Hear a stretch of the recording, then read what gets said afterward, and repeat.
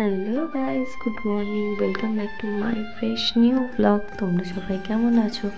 আশা করছি সবাই ভালো আছো। বড়দের প্রণাম জানিয়ে ছোটোদের আমার অনেক ভালোবাসা জানি। আজকে সকাল 6টা থেকে আমি এই ব্লগটা স্টার্ট করছি। তো দেখো, আমি তোমাদের আমাদের বাড়িতে 3টে রাজহাঁস আছে, সেটাই দেখাচ্ছিলাম, যেহেতু ওটা কোনো দিন দেখানো হয়নি। তারপর জানলার পাশে বিছানাগুলো তুলে আমি বসেছিলাম আর দেখাচ্ছিলাম যে সকাল 7টা বাজেনি, তাতেই কত রোদ। আর তারপরে চলে গেছিলাম গাছে ফুল তুলতে। সকালে উঠে জানো তো, আমি প্রথমে ফুলটাই তুলতে যাই, তাতে করে আমার মনে হয় যে সুবিধাই হয়। তো তাই গেছিলাম গাছে ফুল তুলতে, একদম ঘরের বাইরে, ঘর তার বাইরেই হচ্ছে ফুল গাছ। একটা ঠাম্মাদের ফুল গাছ এটা, তো আমরাই নিয়ে এই গাছের ফুলটা। তো গেলাম ফুল তুলতে। এবার ফুল তুলে নিয়ে ঘরের তাড়াতাড়ি সব কাজ বাজ সেরে নেবো। আজকে এই ব্লগটা শেয়ার করার মতন সেরকম কিছুই নেই, কারণ আজকে হচ্ছে আমি পরে জানতে পারি যে আমাদের একটা ইনভাইট আছে দুপুরবেলা, একদম বাড়ির পাশে। আর তারপরে হচ্ছে রাতেও একটা, তো বার্থডে ব্লগটা তো আমি আগেই আপলোড করে দিয়েছি, রাতে ছিল। সেদিন হচ্ছে বার্থডে বাড়িতে যেতে হয়েছিল, এই আর কি। তো তারপরে ফুল তুলে ঘরে চলে এসেছিলাম। এসে তারপরে হচ্ছে ঘর ঝাড় দিয়ে নিচ্ছিলাম। ঘর ঝাড় দিয়ে নিয়ে এবার যাবো হচ্ছে ঘরে বাসন মাজতে। দেখি এবার তাড়াতাড়ি করে ঘরটা ঝাড় দিয়ে নেওয়া যাক।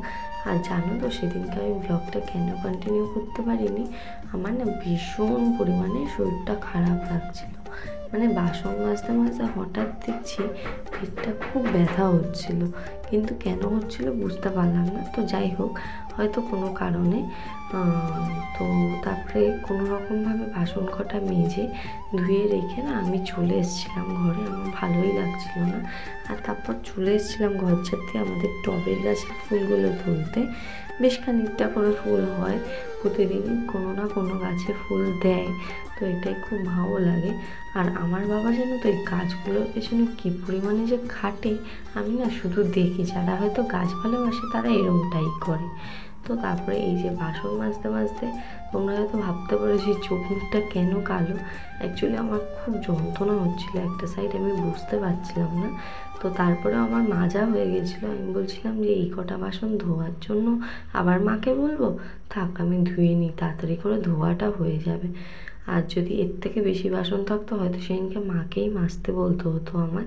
তো যাই হোক, তারপরে কোনো রকম করে একটু বেঁকে টেকে বসে টসে, মানে নাক মুখ কেমন একটা হচ্ছিলো, মানে খুব যন্ত্রণা হচ্ছিলো।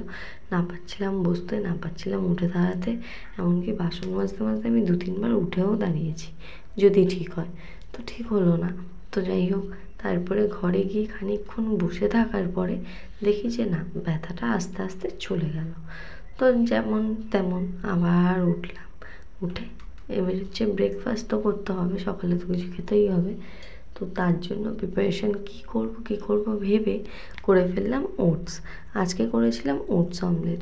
আর ওটস অমলেট তোমরা কে কে খেতে ভালোবাসো একটু কমেন্ট করো তো।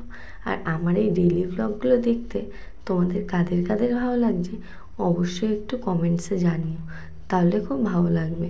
আর তোমরা যারা ভিডিওগুলো আমার নিয়মিত দেখছো তাদেরকে সবাইকে অসংখ্য অসংখ্য ধন্যবাদ।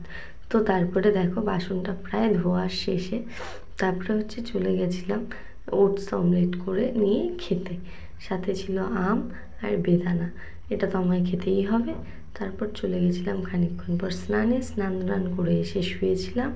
তো শুয়ে থাকার পর, যেহেতু আজকে বাড়িতে রান্নাবান্না নেই বলতে আছে, আমাদের বাড়িতে যে পোষ্যটা আছে তার জন্য করা হয়েছে, হাঁসেদের জন্য করা হয়েছে, আমাদের রাতের রান্না করা হয়েছে, এগুলো আর কি। আর এগুলো তো আমি করি না, আমার মাই করে। তো তারপরে চলে যাচ্ছিলাম ওই পাশের বাড়িতে নেমন্তন্নে।